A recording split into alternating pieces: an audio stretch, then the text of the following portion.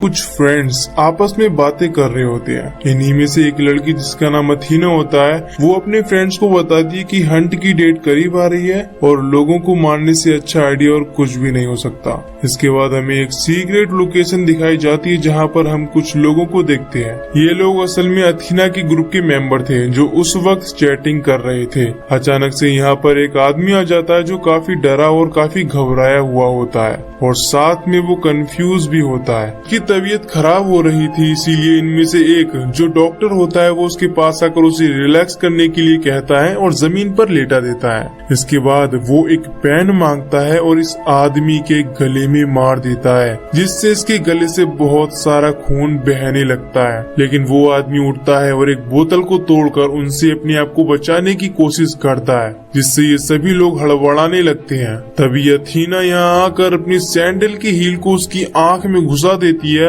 जिससे ये यहीं ऑन द स्पॉट ही मर जाता है। इसके बाद अथीना अपनी सैंडल से उसकी आंख निकालकर फेंक देती है। इस सब के बाद सीन शिफ्ट होता है और हम एक लड़की को देखते हैं जिसकी आंख खुलती है और वो देखती है कि वो एक जंगल में है और उसके मुंह को किसी चीज से बांधा गया है। उस लड़की के अलावा यहाँ पर और भी बहुत से लोग थे जिन्हें कैदी बनाकर यहाँ पर लाया गया था। अब ये सभी एक खुले मैदान में पहुँचते हैं जिसके बीचों बीच एक लकड़ी का बड़ा सा बॉक्स रखा था। इनमें से एक आदमी उस लकड़ी के बॉक्स के पास जाकर उसे ओपन करता है, जिसमें से एक छोटा सा पिग यानी सुअर बाहर आता है। उस सुअर के अलावा इस बॉक्स में बहुत सारे हथियार भी थे जिन्हें ये सब आपस में बांट लेते हैं। उस लड़की को वहाँ पर चाबी मिलती है जिसकी हेल्प से सब अपने मुंह पर लगी हुई इस चीज को खोल देते हैं। तभी अचानक से उन लोगों पर कोई फायरिंग करने लगता है और इस फायरिंग में सबसे पहले वो लड़की ही मरती है। लेकिन इन पर ये फायरिंग कौन कर रहा था ये हमें मूवी के आखिर में पता चल जाएगा।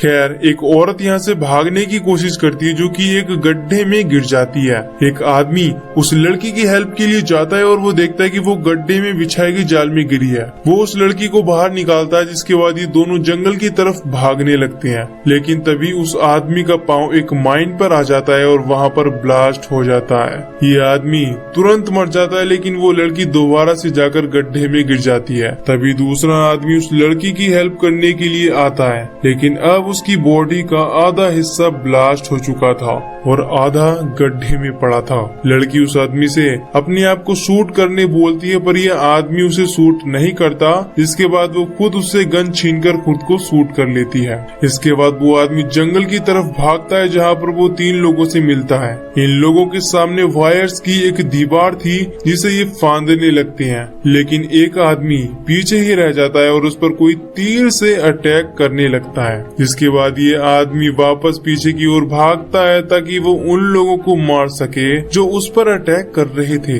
लेकिन वो कुछ भी नहीं कर पाता और तीरों से भूना जाता है। इसके बाद वो नीचे गिर जाता है। तभी कोई उसके पास 2 ग्रेनेड फेंकता है और वो फट कर मारा जाता है। इधर ये तीनों सर्वाइवर एक शॉप में जाते हैं जहाँ पर वो एक आदमी और एक औरत से मिलते हैं। वो दोनों हस्बैंड वाइफ थे।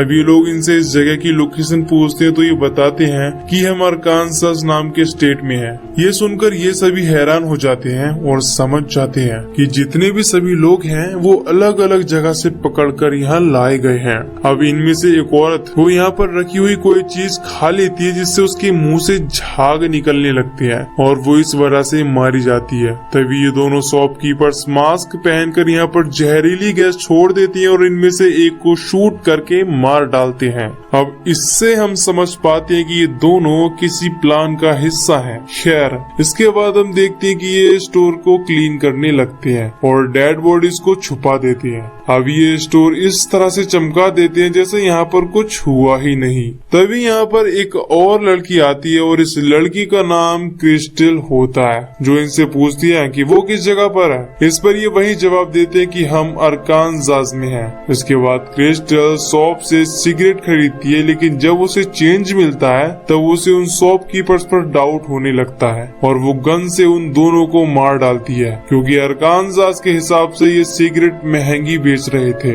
अब क्रिस्टल बाहर आकर एक ट्रक का नंबर प्लेट हटाती है और उस नंबर प्लेट के पीछे एक और नंबर प्लेट होती है। उसे यकीन हो जाता है कि जो लोकेशन उसे बताई गई है वो गलत है। असल में वो किसी और ही जगह पर है, जिसको उसे खुद भी नहीं पता। तभी उसे पता चलता है कि इस ट्रक में ही कुछ वायर्स हैं जो कि एक बॉम्ब से कनेक्टेड है। तभी वहाँ पर एक और आदमी आता है जिसका नाम गैरी होता है और क्रिस्टल उसे छुपकर देख रही थी। अब इससे पहले कि गैरी ट्रक का दरवाजा खोलता, क्रिस्टल उसे बताती है कि ये ट्रक एक ट्रैप है और इसमें एक बॉम्ब लगा हुआ है। अब क्योंकि क्रिस्टल ने इस तरह गैरी का भरोसा जीत लिया था, इसीलिए ये दोनों एक साथ हो जाते हैं और ट्रेन की पटरियों की ओर चलने लगते हैं। तभी इन्हें एक ट्रेन का पता चलता है, जिसके बाद ये दोनों उसमें चढ़ जाते हैं। ट्रेन पर और भी लोग मिलते हैं जो कि रिफ्यूजी थे।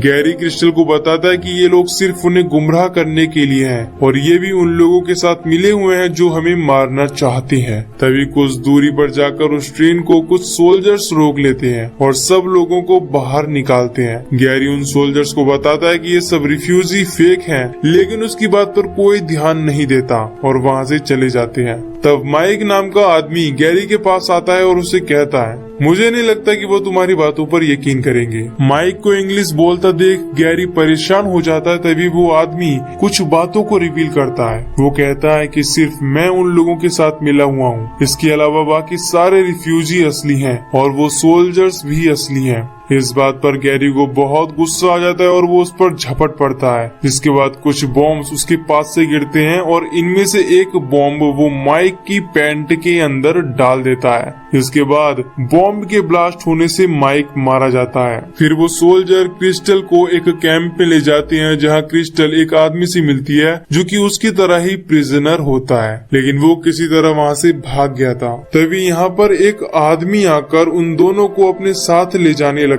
है। ये आदमी इनसे कहने लगता है कि कोई ना कोई तो वजह होगी जिस वजह से तुम्हें प्रिजनर बनाया गया हो। इस बात से क्रिस्टल को इस पर शक होता है। इसके बाद वो उसे लात मारकर कार से बाहर गिरा देती है और कुचल कर मार डालती है। इस पर डॉन क्रिस्टल पर चिल्लाता है और कहता है कि ये आदमी हमारी मदद कर सकता था और बता सकता था कि उन लोगों ने हमें क्यों पकड़ा था और वो लोग हमें क्यों हंट कर रहे हैं। लेकिन जब वो उसकी कार की डिग्गी खोलते हैं तब उन्हें वहाँ पर गैरी की डेड बॉडी मिलती है, जिसे देख वो समझ जाते हैं कि ये भी उन्हीं हंटर की टीम से मिला हुआ है और अगर ये लोग इसे न मारते तो ये इन्हें मार देता। अब डॉन क्रिस्टल को बताता है कि जितने भी सभी प्रिजनर्स थे वो सब मारे गए हैं, अब सिर्फ हम दोनों ही बचे हैं। इसके बाद हमें दोबारा से वही ग्राउंड दिखाया जाता है जहाँ पर सबको प्रिजनर्स बनाकर लाया गया था और इसके साथ ही वहाँ पर वो सीक्रेट लोकेशन भी दिखाई जाती है। उस जगह पर हंटर्स थे और वहीं पर उनका ट्रेनर भी था। और दोस्तों, शुरुआत में जो गोलियां प्रिजनर्स पर बरसाई जा रही थी वो ये लोग ही चला रहे थे। डॉन और क्रिस्टल भी वहाँ पर पहुँच जाते हैं और डॉन को वो सुअर मिल जाता है। वो हंटर्स को डिस्ट्रैक्ट करने के लिए सुअर को वहाँ पर फेंक देते हैं, जिसके बाद क्रिस्टल अंदर आती है और वो एक एक करके इन सभी हंटर्स को मार डालती है। लेकिन इन हंटर्स का ट्रेनर अभी जिंदा होता है और वो क्रिस्टल पर अटैक कर देता है और उन दोनों की काफी फाइट होती है और क्रिस्टल उस ट्रेनर को भी मारने में कामयाब हो जाती है। तभी रेडियो के थ्रू अथीना की आवाज आती है और वो क्रिस्टल को गुमराह करने के लिए और डॉन को फंसाने के लिए कहती है, डॉन, क्या तुमने अभी तक क्रिस्टल को मारा या नहीं? यह बात सुनकर क्रिस्टल को डॉन पर भी डाउट होने लगता है। क्रिस्टल डॉन को कोई मौका दिए बगैर ही उससे भी मार डालती है। इसके बाद क्रिस्टल उस ट्रेनर के पास जाती है। वो उससे हंटर्स की बॉस अथीना की लोकेशन पूछती है और अथीना की लोकेशन लेने के बाद वो उसे भी मार डालती है। इसके बाद में हमें 1 साल पहले का सीन दिखाया जाता है और यहीं पर हमें पता चलता है कि आखिर वो सब लोग हंटर्स क्यों बने और उन्होंने ये सब कुछ क्यों किया। तो शुरुआत में जो हमने चैट देखी थी जिसमें सभी लोग बातें कर रहे थे लोगों को मारने की और हंट करने की, वो असल में सारी बातें झूठ थी, यानी कि वो सारी बातें जोक थी। पर जब ये चैट लीक हो गई तो उसके साथ 11 लोगों ने मिलकर, जिन्हें इन लोगों ने प्रिजनर बनाया था, उन लोगों ने उनके इस ग्रुप चैट को सच मान लिया और उसे सब जगह फैला दिया, जिस वजह से अथीना और उसके साथियों को जॉब से भी निकाल दिया गया। पहले तो उन लोगों ने हंट को सिर्फ एक मजाक के तौर पर लिया था, लेकिन जब उनके साथ इतना बुरा हुआ तब उन्होंने डिसाइड कर लिया कि वो इस मजाक को रियलिटी में बदल देंगे, क्योंकि इन्हें उन लोगों से बदला लेना था जिन्होंने एक मजाक को सच में बदल दिया, जिसकी वजह से इनकी जॉब भी छूट गई। और इसीलिए इन लोगों ने उन सब लोगों को इसमें शामिल होने के लिए ट्रैप किया। अब प्रेजेंट में जब क्रिस्टल अथीना की लोकेशन पर पहुंचती है तो वो देखती है कि अथीना खाना बना रही है।